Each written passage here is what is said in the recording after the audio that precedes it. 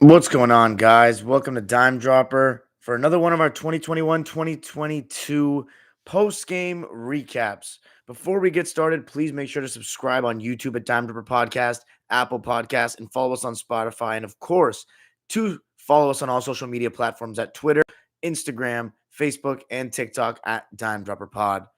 Apologies tonight, guys. The episode will not be available on Spotify and Apple Podcast form because my computer right now is really backed up. I'm going to get these external drives because two things are filling up my computer. All my videos, the copies of all my videos. So I want to transfer those and get them off my computer, get them on a separate external drive. So always have them just in case you never know what happens with YouTube. And then all the games I'm getting for future videos, the full games that don't exist on YouTube, they're piling up and they're big files. So I got to get those on a separate account. So you'll see them later down the line. Also, I want to say about my Twitter space, Dimes Bank, I'm changing that to every Tuesday. I'm sorry, every Wednesday. It was previously on Thursdays. It'll now be on Wednesdays starting at 11 a.m. Pacific time, 2 p.m. Eastern time. Anything you want to talk about, if you're a fan of any team, I want to hear from you. Talk about your team, and you can ask me any question you want. We can talk about any basketball topic, past, present, or future. So I hope to see you guys there. That means tomorrow, episode 3 of Twitter Spaces Dimes Bank on Twitter at Dimes River Pod at 11 a.m. Pacific and 2 p.m. Eastern. So tonight we're going to talk about two games. I'll talk about my reaction to the Rams Seahawks game, even though I didn't watch it with as close of binoculars per se as the Lakers and the Suns, which will be the topic of discussion to begin our episode. And then before we go to the live comments, a quiet night in the chat as expected whenever the Lakers get clapped. We are also going to be talking about, what was it? Hey, guys, I don't have it on Apple Podcasts or Spotify tonight, so I can look at the comments and everything. So I'm looking at the chat right now. Shout out Lake Show. Shout out Oscar Rangel. Shout out Pasha Man. Shout out Raid. Joey Sixpack. I appreciate y'all, you guys. I'm about to low-key get a retweet here. It's a little bit different. I can be a little bit more open in this one, but I'm still going to try to give my analysis and then also listen to you guys as well. So let's get going. Lakers and Suns, right? Lakers, I would expect the Phoenix Suns to win this game tonight. I know Devin Booker just came back, but DeAndre Ayton, Devin Booker, and Chris Paul are playing. Lakers don't have Anthony Davis. Advantage Suns. Even if they did have Anthony Davis, I'd still say advantage Suns. So first quarter, I did not watch much of it. I did hear a lot of on Twitter about DeAndre Jordan getting off to a bad start. And, we've said it all season here with on Dime Dropper about DeAndre Jordan. He just has been poor. He just has been poor. And he's just not that good anymore at this level, at the NBA level. And it's okay. The NBA level is a very hard level to play at. Okay. Los Angeles Clipper history, not the franchise history. Los Angeles Clipper history in terms of what he did for the franchise, how long he was there on the successful teams that he was, his all-time leading rebounder, I should say, all-time leader in games played. But he's just not very good anymore. He's positionally very unaware. That's one thing about Marc Gasol we talked about last year, guys, is despite the fact they didn't have very quick feet anymore laterally and, didn't move couldn't get off the ground really. He took good positions. He knows exactly, he knows how to play his angles. He knows angles. He knows exactly when to step up, when to back off. He has good hands, good awareness, good IQ, communicates well. DeAndre Jordan, he kind of, if he's getting put in screen and roll, he's either playing poor defense and drop coverage where he's in no man's land, or if he's coming up to hedge hard, he just comes up and, someone's going to have to rotate. It's basically like, you're throwing two on the ball handler. And when it's Chris Paul and DeAndre Jordan coming off those screens, Chris Paul and Devin Booker coming off those screens, you need to put two guys on him. Like the guy who's guarding the screener needs to get a body on him when they're coming off that screen because Chris Paul will weave into those areas. And he was doing it tonight in certain times, weaving into those areas, getting to that right elbow that he loves so much. And he does a great job as well as anyone that's ever played point guard in the history of the game keeping guys on their hip, and then using that as leverage to bounce off and elevate, going to his right, falling away to that right elbow. Left, different story. But he still is so manipulative with the ball and uses screens so well. And again, knows his angles. And especially now in this era, I think that's part of the reason why Chris Paul's been able to maintain his stats that look similar to the previous when he was in his prime, because the league has changed and the pick and roll reads are so much easier for him now with the spacing. I was watching a game a couple of weeks ago, one of his home opener with the Clippers. It was against the Bulls. A lot of Clipper fans, if you're big time Clipper fans, will remember that. And they were icing him on every single pick and roll. And for those that don't know what that means that they go over the screen and force you to the baseline where the big man is kind of waiting. You know what I'm saying? And Blake Griffin was popping up for that 18-footer, pick and pop, and he wasn't really hitting. They were living with that. And remember, when Blake Griffin gets the ball, that's not always an open shot because the rotation is not as long with not everybody outside the three-point line. We still had DeAndre Jordan, a traditional center. So it's not as far of a rotation to make. It's easier to just kind of pre-rotate and be on your P's and Q's. And Chris Paul wasn't able to dissect the defense the same way. He's making the right read back then, but we're not necessarily always getting good shots. Chris Paul now, these last 5 or 6 years, has had the ability to have one big man roll in the basket and the rest of the floor is spaced for him. He has so much more room to get into his spots. And the second he sees you sagging off, his passing mechanics, the whip he puts on it, the weight he puts on it, and the timing is so good. One of the best on-ball decision makers that has ever played this game. He had some rifle passes across the court tonight that were beautiful. Any second Lakers were loading up on the weak side, he was rifling it from across the court. I have not seen too many of those passes over the course of his career like that. And trust me, guys, I watched this guy for 6 years. I saw him make many cross-court passes, but the pace he was putting on those was special. There was one other pass in the first half tonight that he had no angle to make. Really no angle. And he wrapped it around like the head of a defender from behind the 3-point line. And I didn't get a second look at it, but it may have been with the left hand. And Chris Paul is not historically great with the passing with the left hand. He's usually very right hand dominant. Not like Steve Nash kind of guy, but he put I think it was with the left hand tonight. He just whipped it into Ayton, who had good post position. It was an incredible pass. But the Lakers, though, came out pretty good in the first quarter. They came out pretty well, and that starts with LeBron. And I thought he was a different LeBron tonight, not table setter trying to get everybody going. He wanted to set the table by scoring. And this is what I always say about Bron, guys. Everyone says, oh, LeBron can average 30 if he wants to. He can do this. Yes, he absolutely can. Just like a lot of players can do a lot of things when they only focus on that one thing. But the thing is, LeBron purposely doesn't look to score 30-plus points throughout the course of his career because that is not the game that he likes to play, and that's not the game that he's most effective.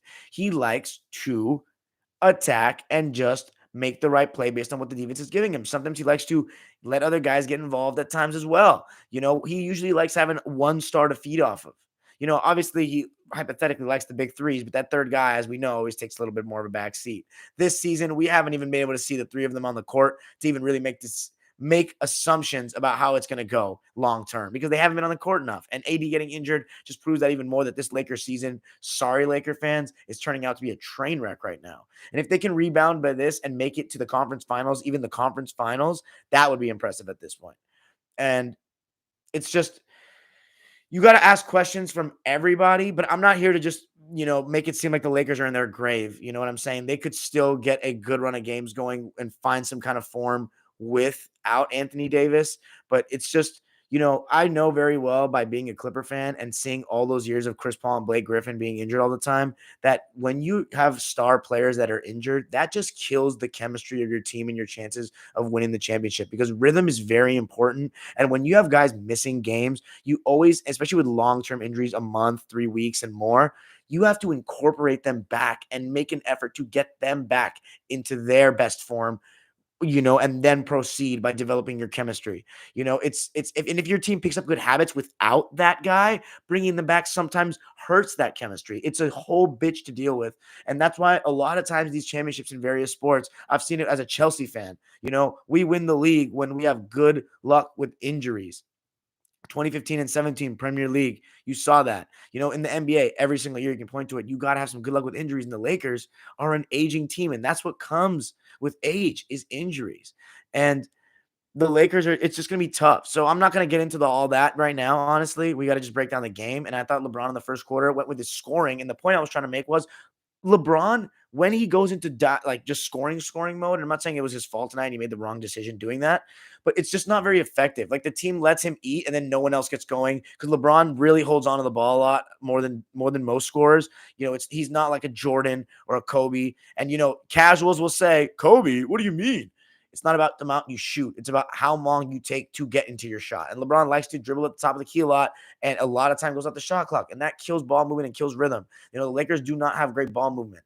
And, you have guys like, and the point is, when LeBron's just scoring all the time and not table setting, it's just not beneficial overall for the team. It can work and beat some teams, but overall, there's a reason why LeBron doesn't play like Kobe and Jordan. He's a different kind of player. He likes playmaking. He wants to attack. He's attack first, not necessarily score first. He is attack first, and then he makes reads off of that. And he likes having one other star that he can go to score. Because I want to create every single play. But LeBron tonight went with scoring mode, and it worked in the first quarter. I mean, the Lakers were there in the first quarter, led by one. Second quarter, though, you have to go to these different lineups, staggering situations with Russ on the bench and LeBron in, and then LeBron in, Russ on the bench, or Russ on the floor and LeBron out. And the lineup decisions by Fizdale were extremely questionable. And, once again, guys, I do not like blaming coaches. I really don't, because it's so easy to sit here and criticize everything, and they're in the position that they are, and it's a players' league, but you are not putting your team in a position to succeed with these lineups.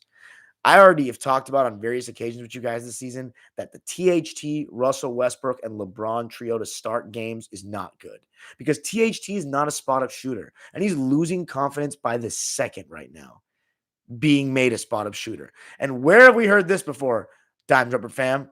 On my third episode of Who's the GOAT, a not very well done episode, but I chronicled my problem with LeBron that a lot of people do not see in terms of his ranking all time. He makes a lot of guys spot up shooters that are not that, Kuzma included, and a little bit of Ingram and Lonzo when they were in LA.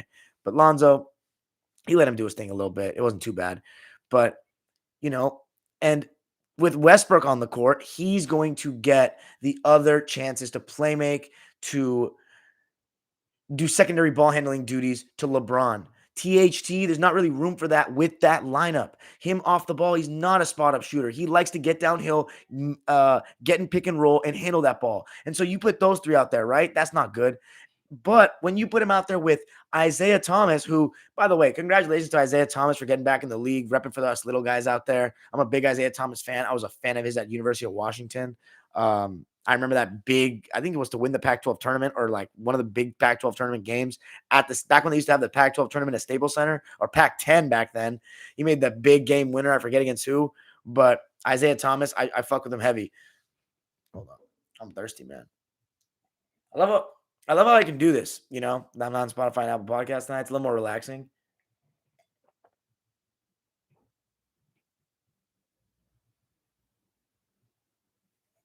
I don't feel like I have to talk every second, but let's read some comments real quick.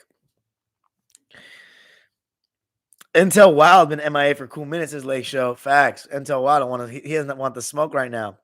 By the way, Super Chat's turned on if you want to drop $1 a dime. Always taking donations to make this a better product for all y'all. What's up, Showtime Nick? What's up, Andrew M? DJ doing that cardio.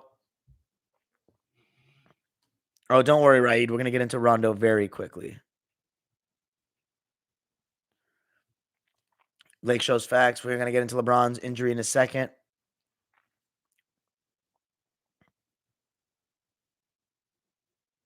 I'm going to check out your video at Showtime, Nick, I promise. We're going to get into Ariza in a second as well. Lakers have the worst off-ball movement and on-ball movement in the league. Andrew M. I don't watch too many other teams right now, but I can't disagree too much. It's really stagnant. It's really ugly to watch. I gotta check the rise and fall of Isaiah Thomas. But what's up, Nico Ortega? Okay, so let's get back to business, right? One impressive bright spot for the Lakers tonight was Trevor Ariza. One of my favorite role players of this era. I think he's one of the, real quintessential 3 and D guys, but he started out as more of a slasher and a little bit of 3 and D guy. Famously with the '09 Lakers. I think a very likable team overall, unless you're a Celtics fan. D Fish, Kobe Bean, the Mamba in his prime. That's the thing about the Mamba.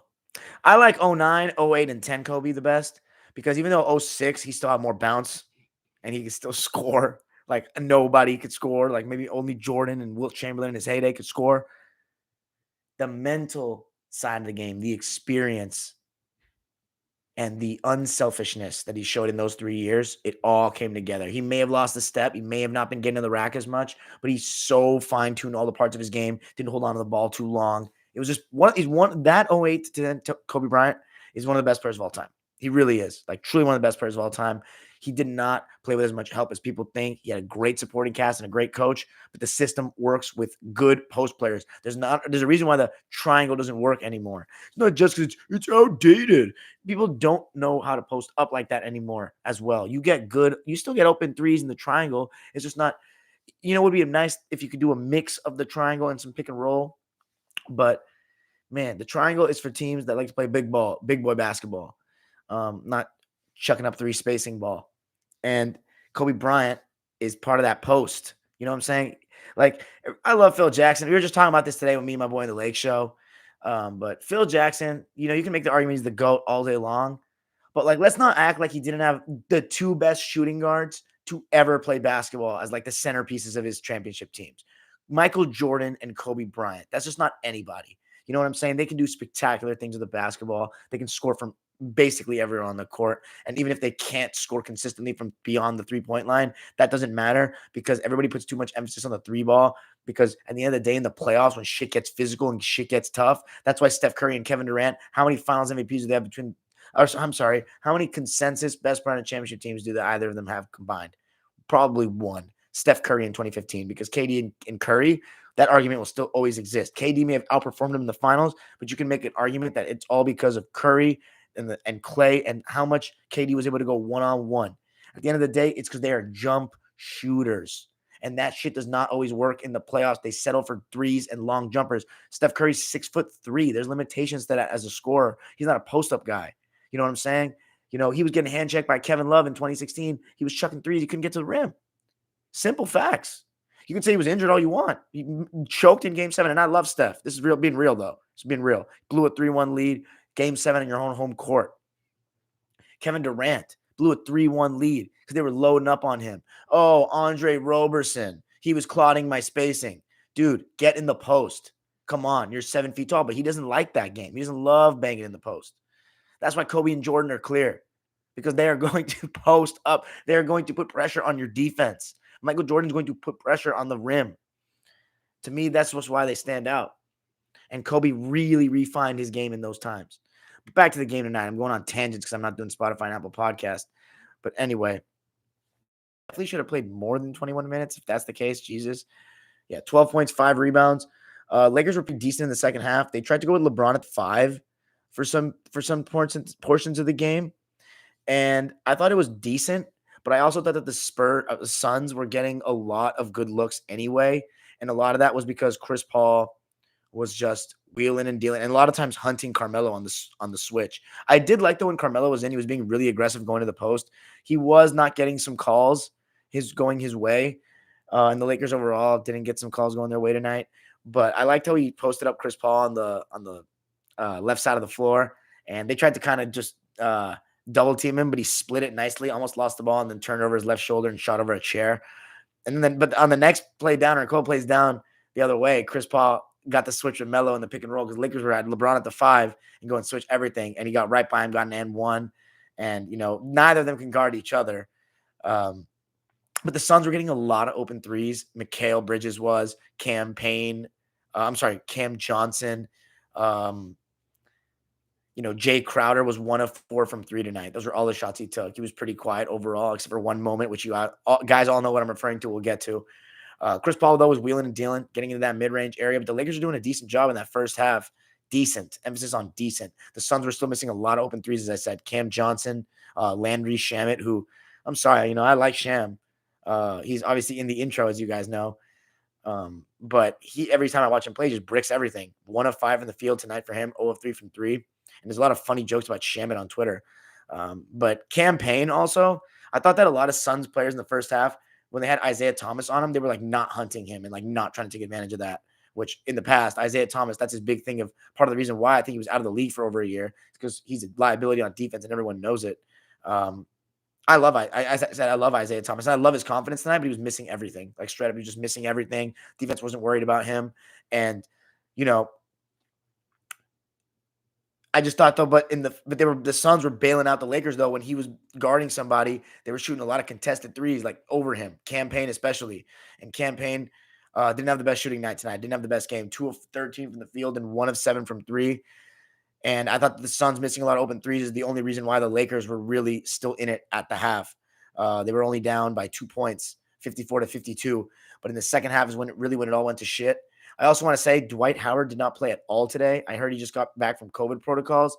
But like, if he's available, why is he not playing? DeAndre Jordan is literally a complete liability. He was a minus 26 tonight. And guys, that is not plus minus being too negative. That is an accurate depiction. In 15 minutes of play, he was minus 26.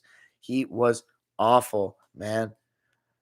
And that's not me being harsh. DJ's, as I said, I praised him with his Clipper legacy before a couple minutes ago. It's the facts. It is the facts.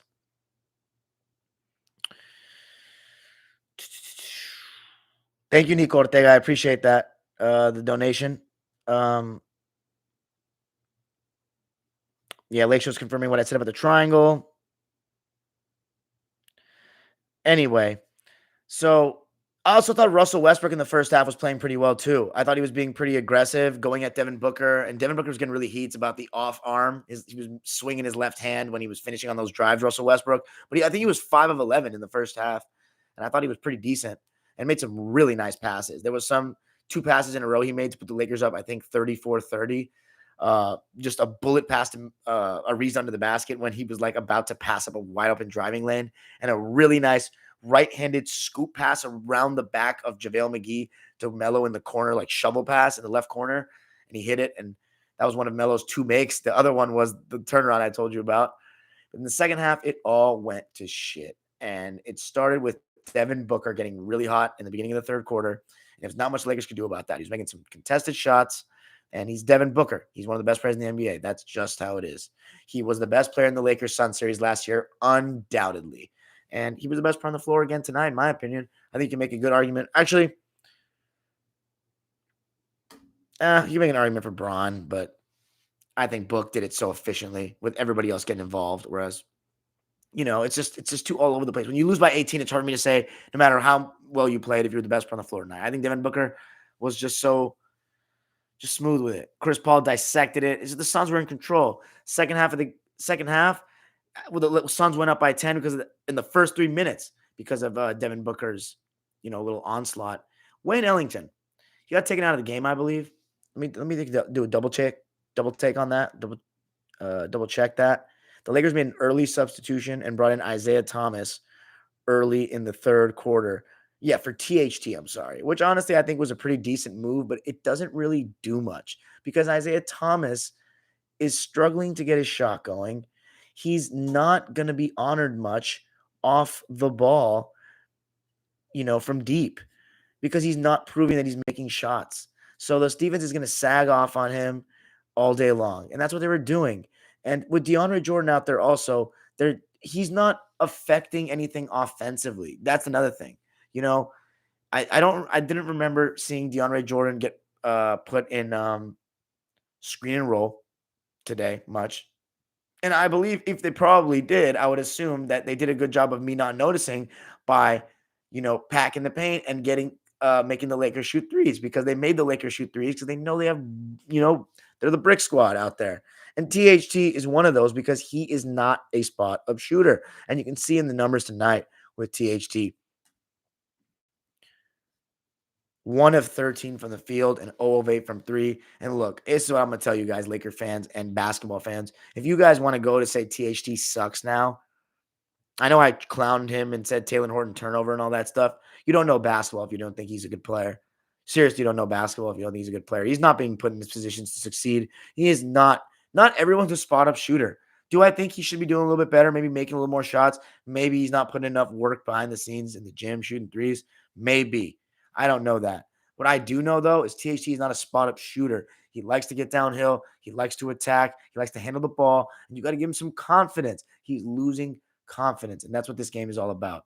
And right now, he's not being put in good lineups with where he can handle the ball. He's playing off the ball with Westbrook, with LeBron, and Isaiah Thomas in the lineup. And to make matters worse, they put Rondo in there. And I love Rondo. You guys know I do, but he's past it. We saw it for the Clippers in the playoffs last year. We're seeing it this season. Another guy on the Lakers tonight that's plus minus was terrible, minus 26. He was completely irrelevant on both ends of the floor. He turned the ball over 2 times, and they were just like the only time you noticed them. He just turned the ball over. He missed 2 shots, missed an open 3. I just didn't see any use for him. And you can say the Lakers were thin, but because Austin Reeves is on protocol too. I mean, you can say the Lakers are thin. Yeah, I guess he had to play. Carmelo Anthony getting ejected didn't help either. But I thought Wayne Ellington probably should have played 30-plus minutes tonight, honestly. I think Ariza should have definitely played more than 21 minutes, no doubt. And it sucked Melo getting ejected because that really ruined the momentum. Because the Lakers were kind of, I think, down by – let me check the score at that time. Because the Lakers were still in the game. You know, I will say, though, Russell Westbrook had some really careless turnovers in that second half, in that third quarter especially. He had 3 in that third quarter. One of them was just a careless, didn't know where his teammates were, passed it behind him, and it was literally a pass to Devin Booker, and he had a wide open layup. And then there was another one he threw away, I think, that resulted in a Landry Shamet and 1. And then there was one late in the third quarter as well. And, as I say about Westbrook, it's not just turnovers. It's the turnovers that he gets, the timeliness of them, the carelessness of them. There was one where he was trying to throw it to THT in the corner, and Booker or Bridges, I think it was Booker, intercepted it, read it like a book. No pun intended. And it's just the carelessness of his turnovers, the timeliness of them, and usually they lead to opposition points. And that's, live ball turnovers. It's big. It's different when you throw the ball out of bounds. You just get a chance to set up your defense. And Russell Westbrook, that's been a big thing for him throughout his career. And I love the guy, but I don't think he played well in the second half because of that. I think LeBron was really on an island in that second half, and those lineups were just trash. And Melo, I just saw it. He just got ejected, and the score was 70-64. So this was a 6-point game. The Lakers were there. They were still in this. This totally changed the momentum of the game. Then Chris Paul started getting in his bag. LeBron was trying. He was trying hard. He was being aggressive. He was making his jumper. He had it going. And, LeBron at this age, to be able to play at the level that he's playing at, it's just very admirable. I will say, though, that was a scary moment, and it could mean some missed games. Jay Crowder was a little bit of I don't know. You can tell me if it was intentional or not, but he moved into LeBron's landing space.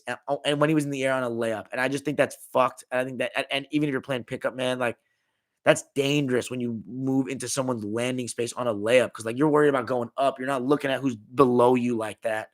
It's just I don't mess with that because it's just a habit for bad landings and ankle sprains and shit like that. And LeBron, he's very tough in terms of pain tolerance.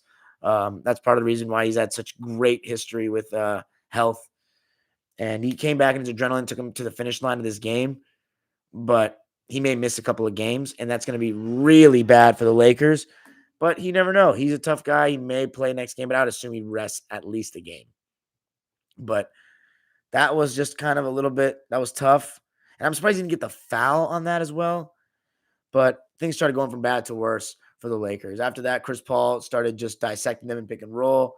It was a little bit of LeBron at the 5, but they were just getting too easy of shots. The Lakers just didn't have good defensive personnel. They went at IT a little bit more in the second half. And DeAndre Ayton was really good on all his roles. He didn't get many posts up, and I think that's still a key to unlocking the Suns in playoff time. Maybe regular season, it's easier to just do pick and roll because Chris Paul and Devin Booker are so good, and they can just dissect teams, and it's easier to get a bunch of open threes that way and probably getting the ball moving a little more than a straight post up where it's a little bit more stagnant. but you're going to need to exploit mismatches with Ayton in the post because he's got that skill, and that is rare to come by in today's NBA when you can get easy baskets like that. And they got to look for him and keep that confidence high. I do think though that's a great counter that they found when Chris Paul's going to his right, sometimes even to his left, but usually to his right. Like he likes to go in the pick and rolls. When they switch the big man onto him late, like we saw with Zoo when we played them, he'll stop his dribble now instead of just keeping it alive and taking him back all the way around. He'll stop his dribble now and try to look for Ayton on the switch because he's already around the basket, so he's closer to make that pass. Very smart counter to that late switch tactic, and that could, I'm telling you, that could be a reason why the Suns go back to the championship. And after, the rest of the game was history. They just blew them out. And all those problems I said, Rondo, LeBron was trying, THT, airballing shots. It was just bad to worse. Turnovers, the morale. They're just confused. They don't know what they're doing. They don't know what they're doing. Mikal Bridges got an interception off ITs. Like, look, it's easy to see me play on TV. You underestimate the length and those arms in the passing lane that Mikal Bridges has. IT through that turnover. And, I thought Westbrook was making some consolation points, but it was done. 108-90 is the final. The Suns move on to 25-5, get it going 2-0 against the Lakers this season, both times at the Staples Center. The Lakers dropped to 16-16. The third quarter being the one that really decided this one, 31-21 in favor of the Suns. I think the offense was a much bigger problem with the Lakers tonight than the defense. Of course, missing Austin Reeves will do that. And Dwight Howard, of course, who they need. And then you also have Malik Monk that was missing as well. And the Lakers definitely need him. And then, of course, the ejection of Melo and the injury to Anthony Davis. So we look at the stats tonight. Mikal Bridges didn't have a great shooting night, but his defensive presence was definitely felt. 14 points, 5 rebounds, a steal and 2 blocks, 5 of 17 from the field, 0 of 5 from 3. No turnovers, though. DeAndre Ayton, really solid night at the office. 19 points, 11 boards, 9 of 11 from the field, but only 1 of 1 from the line. So you like to see Ayton get more free throw attempts, get a little bit more looks down there, but he finished everything. Nice little jump hooks around the basket, got good positioning on some plays, and Chris did a good job finding him. 11 points and 9 assists for Chris. The stat line doesn't look too gaudy, but he really was point gaudy. 5 of 8 from the field, 0 of 2 from 3, no threes made for CP, but those cross-court passes just had me impressed. And, I give Chris I'm hard on Chris when he messes up, but he was a beast. Devin Booker, just an easy peasy 24 points, 9 rebounds, 7 assists, 8 of 16 from the field, 6 of 11 from deep, and 14 points for Cam Johnson off the bench, 8 rebounds, 5 of 11 from the field, and 4 of 8 from 3. JaVale McGee, 10 and 10, and he did it quietly in 16 minutes, 5 of 7 from the field. How badly could the Lakers use JaVale McGee right now, guys? Man, he'd be much better than DeAndre and Dwight, honestly. He's younger, he's spry.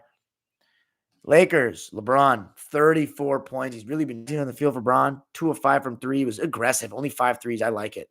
6 of 6 from the line. Russell Westbrook, efficient in the end, 22 points, 10 rebounds, 5 assists, 10 of 20, but 7 turnovers, and they were costly in the second half. As I said with Wayne Ellington, 3 points, only 1 of 4 from the field. He definitely should have shot one, was a little hesitant, but the Suns did a really good job of, making sure he didn't get any open looks and closing out hard on him and trying to make him run him off the line, and he doesn't really have anything going downhill off the bounce. And then THT, as I said, 1 of 13, 0 of 8 from 3. It was a tough night for him. Isaiah Thomas, 1 of 11 from the field, 0 of 6 from 3 and 3 points.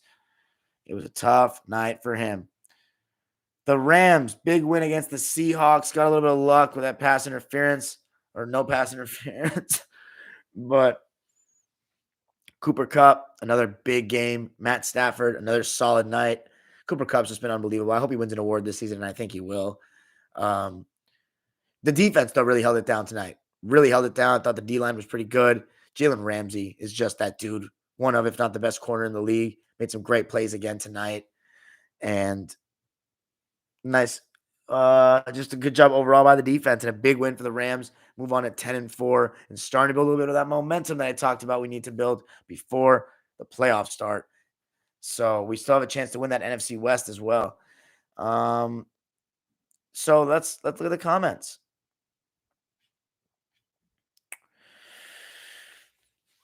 Showtime Nick says MJ, Kobe, and Dwayne Wade are easily the top 3 shooting guards of all time. No debate. Who do you think is 4th? Clyde Drexler?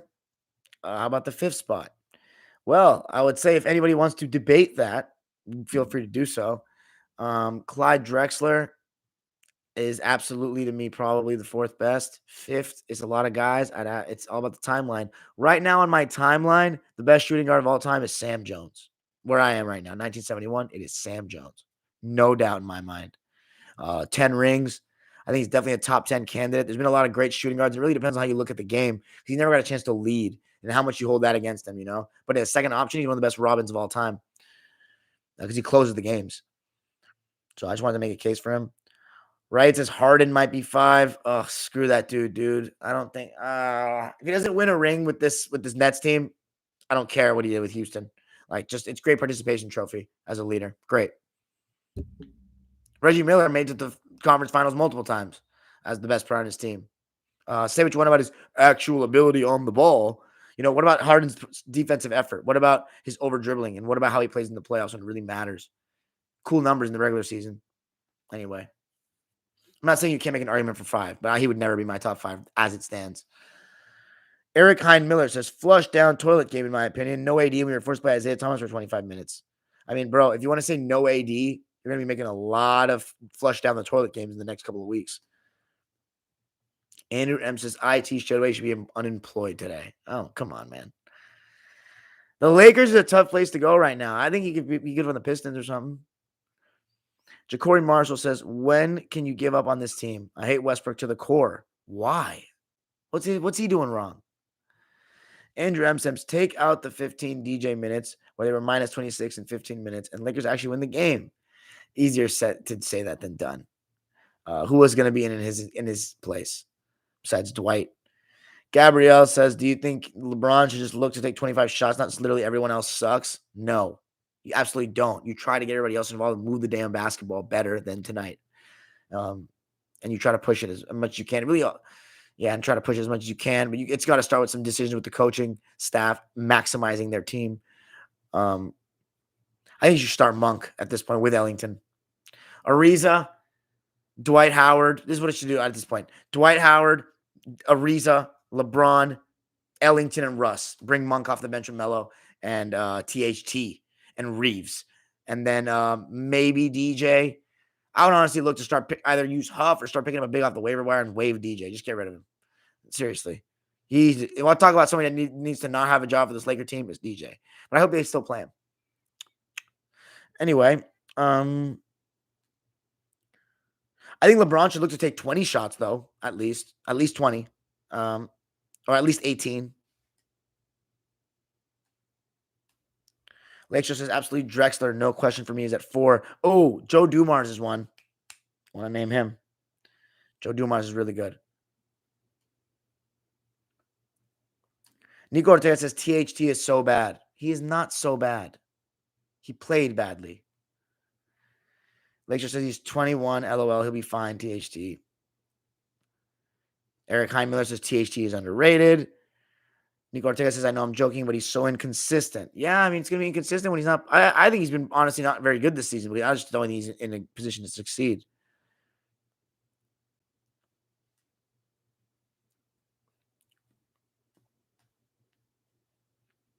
Did my hair get darker? Asked Cosmic. Nah. Lakeshore says, losing Melo hurt.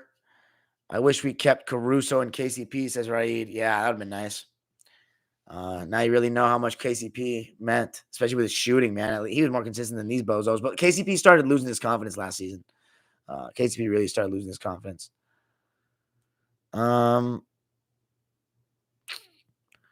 Nico Ortega says Spurs going to smoke the Lakers on Thursday. I don't know about that. They play too fast-paced for the Lakers. We'll see about that. I'll remember that comment. MJ Lakers says Lakers and Clippers are in the same boat. Yeah, except you guys have 10 times the expectation. So it's funny. There's no pressure on us. People didn't even have us making the playoff spots. So the fact that we're in the top 6 right now is more, especially when we're playing like ass too. Just shows how mid the West has been outside of the Suns and Warriors being. And Jazz have been good too. I'll give them some credit. Lake Show says Clippers actually have an identity and play mostly with heart. Got a much better coach. They're in a better spot dynamic-wise. Yeah, it's true. At least we know who we are. We just don't bring our effort every night, especially at home lately against shit teams. Andrew M says Lakers are 16-16 while playing the easiest schedule in the league. Yeah, interesting. Lake Show says Dwight was back from H&S protocol. Numbnuts Fizz just didn't play him. Yeah, it's ridiculous. Will John, hey, what's up, Will? Everybody say hi to Will. He's still our first Dive Rubber featuring. We're having some talks about some new upcoming ones. I still got the episode with Coach Steve coming on U Sports, hopefully before the end of the year, guys. I'm really sorry. Some personal reasons with that one, why I've been hard to edit it. But once I get these external drives, guys, hopefully by Christmas or Boxing Day or the day after, Dive Rubber Time Machine episode 4. I need some spammage on that, guys. I need comments. I hope you guys really watch it. Oscar Robertson's first game as a Milwaukee Buck player and Pistol Pete Maravich's first game in the NBA. And you can see Kareem Abdul-Jabbar's change from the first game of his career in the first season that we have and his first game of his second season. And I'm telling you, there's a difference. Man, Kareem. Wouldn't it be nice if Lakers had someone like that right now? Ha. Oh, they did. That's why it all comes around, right? What goes around comes around, goes around. That's why LeBron gets karma for this, man. For the super team stacking the deck. What do you think Allen Iverson would average in today's NBA? Andrew M's asks. Is he playing on a shit team or is he playing on a team with other dudes? Scipio says, man, Vogel weren't on the court and people still blaming him? No, I haven't heard anybody blame Vogel tonight. Cosmic says, Clyde, my favorite non-Laker of all time. Clyde Drexler. Showtime Nick says, I'm taking Iverson over Harden all day, and I don't even think Iverson's a consensus top 5 shooting guard ever. I feel you on that, Showtime Nick. Way more heart. And did not play in the inflation era. He played in the opposite era, actually. Dead ball. Raid asks, agreed, Darian, but who you think as of now deserves to be in that 5th spot? Dude, I got to watch more film. I'm not going to answer that question. I don't have a good answer for you.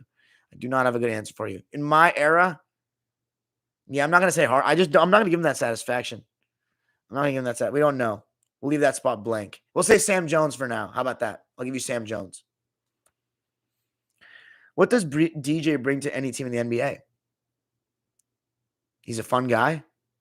I don't know. Wet like I'm Book. That's a funny name. I've never seen you before in the chat, but welcome. Scipio says, Lakers is stuck with Westbrook now. He signed a supermax, remember? Can't trade him this year. It's facts.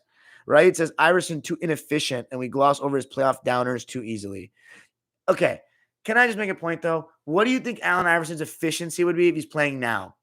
With all this space. Did you see him in the 08 playoffs? And they didn't have this much space. And he was dogging with this no hand check. That was 2008. So imagine 2001, no hand check. Or, I'm not saying they never hand check today, but, that was not a game where they went heavy hand check. I watched the game. Allen Iverson's, you know what Allen Iverson's doing with the Suns offense?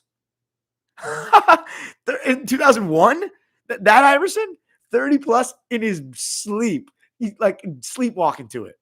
Like he's fooling around with these dudes. Fooling. Imagine if they switched Melo or DeAndre to bring DeAndre Jordan down the pick and roll. He's turning the fucking corner on that. Come on now. He's dogging. Hayden Sigurdsson. Why does LeBron's finals underperformance in 07 not get talked about? Because people did, 1, because they had no expectation to win that series. 2, because he was younger than me, 22, and it was just amazing that he even got there. And 3, because LeBron fans make excuses. They're excuse makers. That's why. Andrew M says Lakers needing a guy like Jay Crowder. I agree. Showtime Nick says Joe Dumars is definitely a great candidate for top 5 shooting guard. Remember, he did win a Finals MVP. Scipio says, so what's the expectation for Clips this year since Kawhi is out? Game time for the young and tank for picks or make the playoffs? Try to make the playoffs in the plan. You always like to be in the race. What's up, Will? It says Showtime Nick. Let's see. Cosmic says, that's why I keep coming by here. Not some biased BS talk all day. You're real with it. Thanks, man. Appreciate that. What Like on Book says, realistically, what trades is LeBron going to improve this team, do you think? I don't know, man. Let's see. Can't wait for the new time machine. What's up, Daniel Clifford? I really appreciate all the love, man. On Twitter and on here. I really appreciate it. Scipio says, trade AD for someone who doesn't wear street clothes. Okay, come on, guys. He's still not out for the season. If Al was playing, okay. Let's see. Hayden Sigerson, is young Ray Allen underrated? Yes, absolutely. Andrew M says, if AI was playing in a hardened role for the D'Antoni 19 Rockets, oh my God. Okay, he would average, I'd say 30. Oh my God. I think it's Harden shot a lot of threes. I'm not gonna just transport and say Iverson. He would have obviously shot more threes, but like I'm not gonna give him that just because it's like I'm not gonna do hypotheticals. Even though obviously he would have, but nah, Iverson around, man, he was averaging 31 in that era. Oh my God.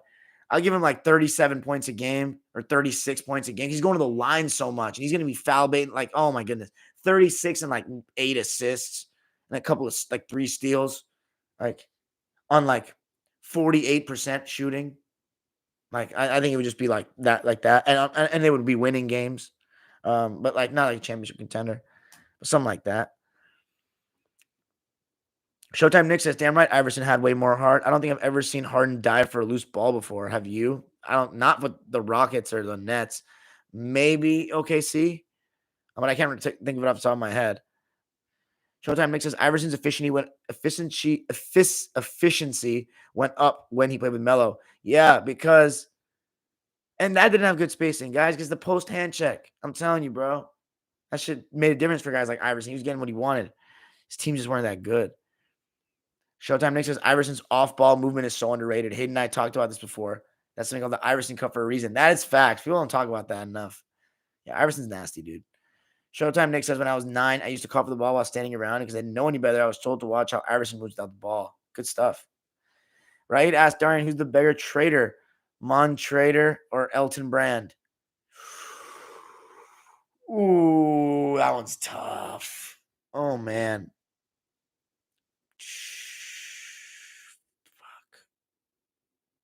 Fuck. Man, I don't know. That's a really good question. Probably Mon Trader, just because we had such beef that season with the Lakers in terms of the way that they talked about it, especially Mon Trader and and Patrick Beverly. They always were the loudest. They always were the whole us against the world. You about to see what we're doing now. All that stuff. They bought into it. So I thought that was a little bit like just, to try to go help them win a championship after they had just won the championship.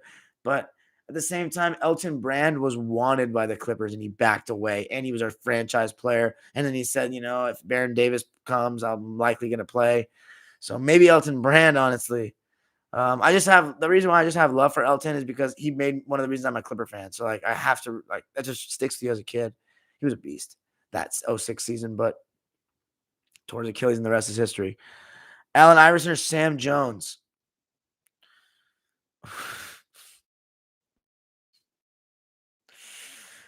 That's tough. I'm gonna go with Iverson just because he took the. It's so tough because Iverson took the. He wants to be the. It's actually so funny. It's the definition of like a floor raiser and a ceiling raiser, like the epitome of that. Like Allen Iverson for leading your team. Like I would not want Sam Jones to lead my team. He could probably do a good job and get a team to the playoffs in the '60s or whatever.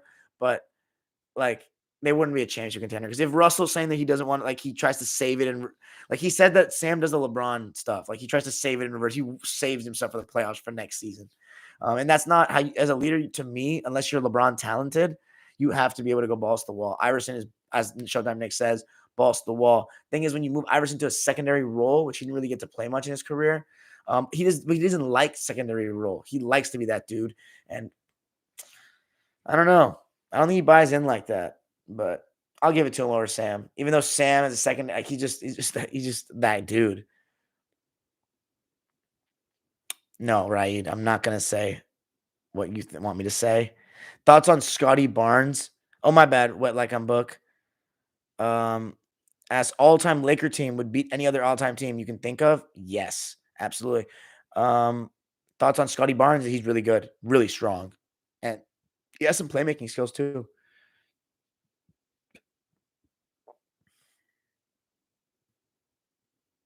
Lamar Odom or Sean Marion? Sean Marion. Matrix was really good. Lamar Odom will probably be better in today's game though than him, maybe. But Sean Marion was really good, especially in Phoenix. Showtime Nick says, "Oh, really? I thought you were gonna say Sam Jones based on what we were saying, but I feel what you're saying." Yeah, I don't know. It's tough because Sam Jones wins rings, 10 rings. But Iverson also so influential to basketball. Like his dribbling, like that really changed the game. People don't really talk about that. That really changed the game. And honestly, I just respect the fact that like you can, if you're an Iverson, like you're playing devil's advocate for him. He also won an MVP in an era where like players were really going for it. Like he won a game on those Lakers. Like led them to the championship. Like I'll give it to Iverson. Um, my favorite Christmas memory, basketball related or just in life. By the way, I need to answer the one question you asked. By the way, I was actually going to say this. Oh, by the way, right now Mobley or Scotty, probably Mobley. Some biased, and because the Cavs are doing so well. But what was I going to say? By the way, yeah, actually, I don't even need to talk about it right now with Iman Shumpert and his comments with the super teams and LeBron. Yeah, he set it in motion. Everyone knows that. You guys know that. Um, what's it called? Oh, I was gonna say this. Let's put together the best team of non-Lakers ever, right? So you have at the point guard, let's say Steph Curry at point guard. At the two, you have Jordan, and then Larry, because LeBron. We're gonna include LeBron as a Laker. Larry, and then Tim Duncan. Yeah, I think that team would win, Loki. And then like Bill Russell, because Kareem, Wilt, and Shaq, all of them played. Or Akeem. I'd go with Bill Russell probably, just because I think you don't need too many mouths to feed there. Bill Russell with at the high post with Curry just running off the ball like that. Oh my god, Bill Russell would be so good in those. I think he'd be really good in those reads.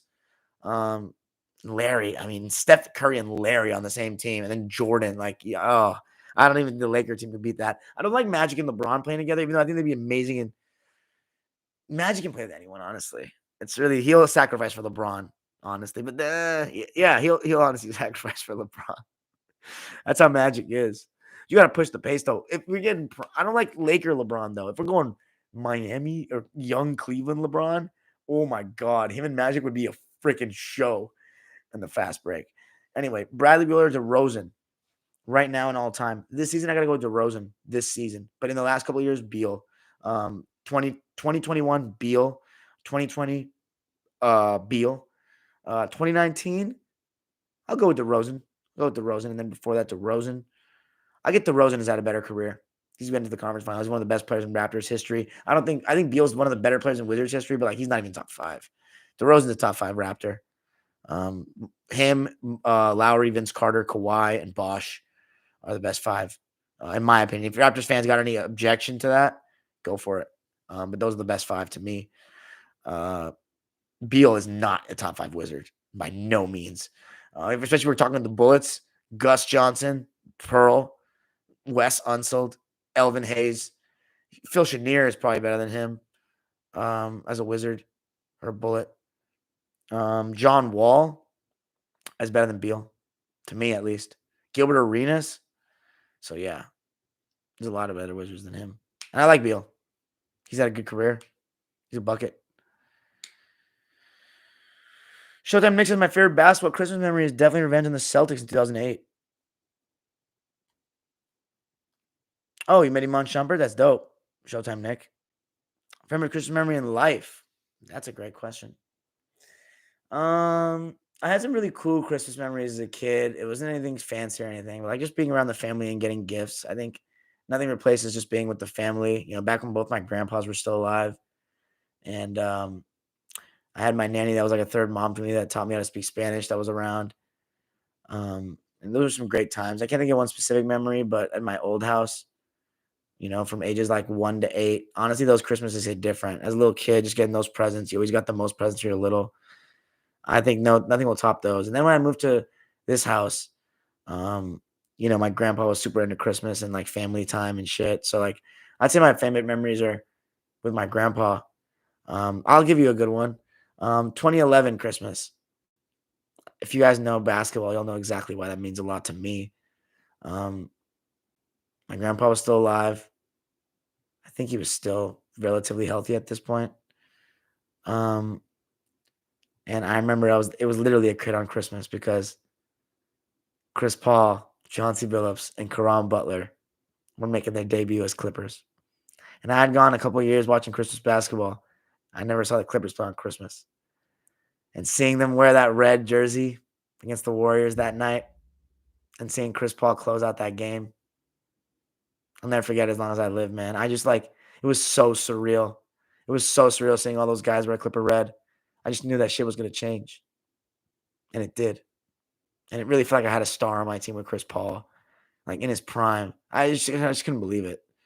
You know, Baron Davis was lazy, man. Some nights he would look great. Some nights he would look like he didn't care. Chris Paul, he was so happy to be in LA from New Orleans. Now with Blake Griffin and Chauncey Billups. Chauncey Billups, guys. Like, I watched him. He was a Piston, man. The Piston won. The Finals MVP, Chauncey Billups. And Caron Butler from the Wizards on the Clippers. Like, that just meant so much to me. That was a great. That's probably my best one. And Money Mo Will. Damn, John, you're gonna pass Oscar and Jerry over stuff like that? And what about Zeke? What'd you say? You mean Steph over Oscar and Jerry? What about Zeke? They're all in there. Magic in 09 LeBron would be sick, Andrew M. Who do I got for the second best power forward ever? I honestly have no clue. I think it's between Barkley, Malone, Dirk, KG, and McHale.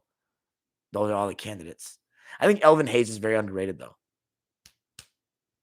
But I need to watch film. Duncan first, but I need to watch film on those other guys. Shout out to Bob Pettit, though. He's really good. And Dave DeBuscher and Gus Johnson.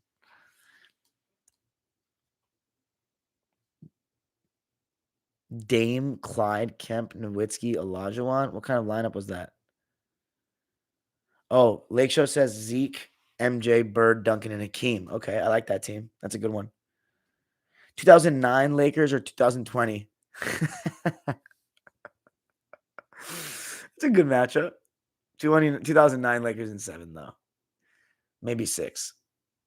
Kobe's just beating LeBron. Sorry. I think AD would be a really good matchup with Powell. That AD is better than Powell, though. But no, that Laker team in 09, though, has so much more toughness to me. And Lamar Odom would be a problem. And the Lakers just go small. Like Powell at the 5, put Lamar at the 4, Ariza out there, switch more. Kobe and Ariza, and Lamar would switch way more. Lakers, 09. Who's guarding Kobe? KCP?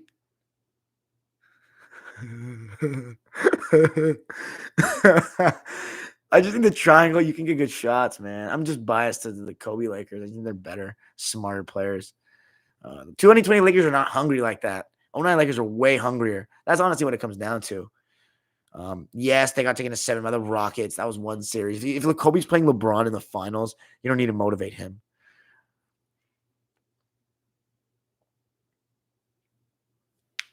'09 for sure. Yeah, that's what Showtime Nick says.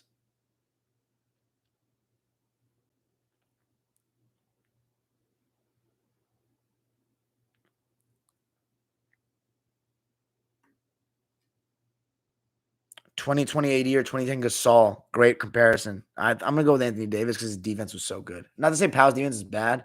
AD's defense was so good. Best Clipper starting 5. Chris Paul at the point. Paul George at the 2. Kawhi Leonard at the 3. Blake Griffin at the 4. And at the 5, Bob McAdoo. That's actually a really good starting 5 now. McAdoo can shoot that thing. Ooh, that team would be so nice. Fuck. A little too many egos, though.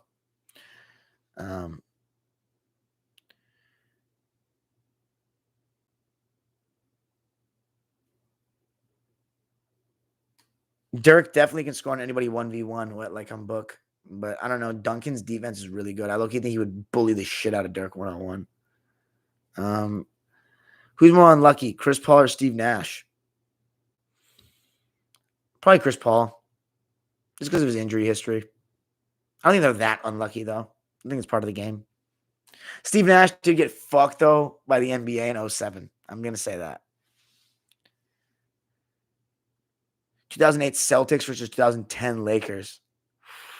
Ooh, that one I can't answer. That's too good of a matchup. It's all dependent on who has home court. I'll say that. Best short player starting 5. Okay. Muggsy Bogues at the point.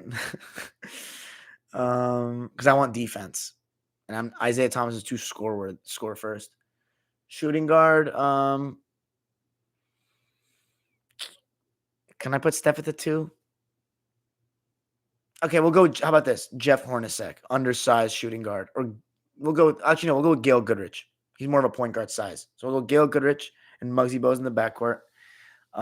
Small forward. I'm gonna go with Havlicek. He's like a 2 guards height. We'll go with Havlicek because he can guard any small forwards and power forwards even. And then Charles Barkley at the 4. And then at the 5, Willis Reed or Wes Unseld. Oh yeah, Allen Iverson. Good shit. Allen Iverson at the 2, Muggsy at the 1. And then Havlicek, Barkley, and Wes. I'm gonna go with Willis. 6'9". That's small enough for you. Does Bill Russell count? Because he's like 6'10". He's not a 7-footer. I'll go Wes Unseld though. He's like 6'7". So he's a real small 5. Any other ones? Dirk was schooling Tim Duncan 1-on-1 in 06. I gotta go back and watch the tape, but man, good for him.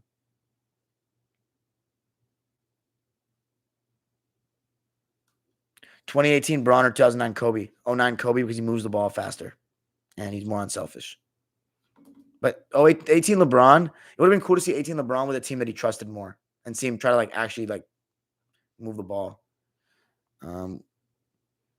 Anyways, all right, guys, that's it for me tonight. Thanks for joining me. An hour long, all my diehards. I'll catch y'all probably not tomorrow. Actually, probably tomorrow. But maybe if not tomorrow, Wednesday, Thursday. I probably should be live tomorrow, though, for the Clippers. Anyway, peace out, y'all.